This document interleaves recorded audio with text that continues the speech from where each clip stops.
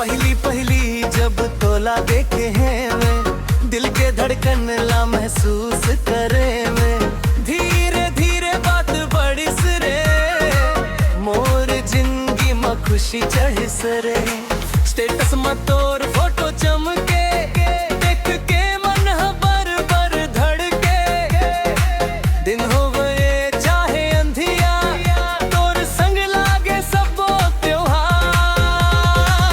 तोर माया मोर बर, मोर माया तोर बर, दिल के डोरी बंध गंगे जन्म जन्म भर।